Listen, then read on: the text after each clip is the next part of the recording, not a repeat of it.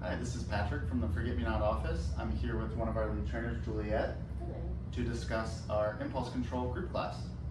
So, Juliet, can you give a general description of the dog that would gain a lot from taking this class? Sure.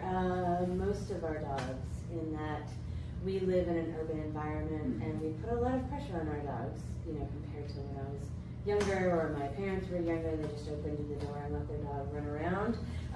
We have a lot of structure that our dogs have to live within. We put a lot of expectations on them. Oftentimes we're not home during the day, which is obviously a great reason to have dog walkers, pet sitters, and daycare. But I think it's helpful for owners to learn how to communicate with their dogs better so that they don't feel like their dog's pulling them all over the place. And I'm doing this as if they're on leash, but I mean, even if they're in the house, just like kind of bulldozing into everything. I mean, it's natural for a dog to do that, especially if they're not getting enough physical and mental stimulation.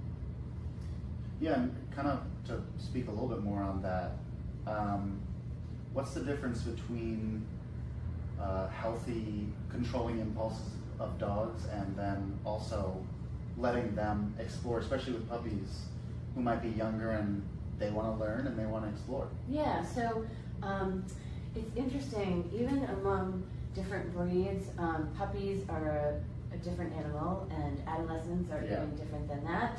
And usually there's no hard and fast rules, but usually puppies are about to age 6 months.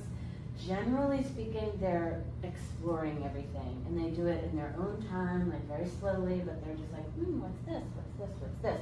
We want to let them do that. The adults would benefit the most from the impulse control class.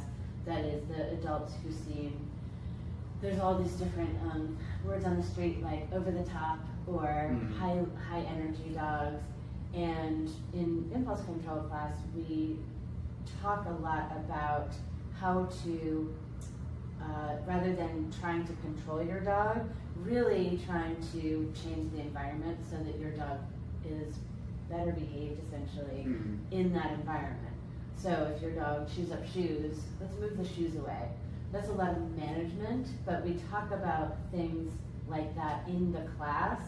So things like how to have the dog wait before you put the food down, things like that. So it sounds like it's more about self-regulation for the dog and less about following cues and asking them to do something. Okay. Yeah. Yep. Okay.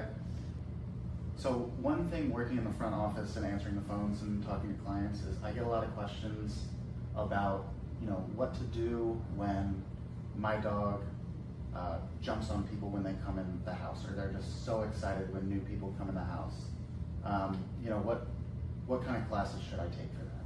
Yeah, so there's also the jumping on the owners when they get home. Right. And in that way, it's the same principle that we're using for the wait with the bowl, which is getting the dog used to, when you come home from work, even though you're really excited, trying to be less excited to see them until the dog is a little bit calmer, and then you can move on. Okay, so you show the dog the energy that you'd like for them to have. Certainly. By mimicking it. Okay. Yeah, and that's specifically when it's you're coming in home to your home. Yeah. Yeah. So if your dog jumps on you, you should come hang out with us. Impulse control. Impulse control class. And take the plate reading workshop. Yes.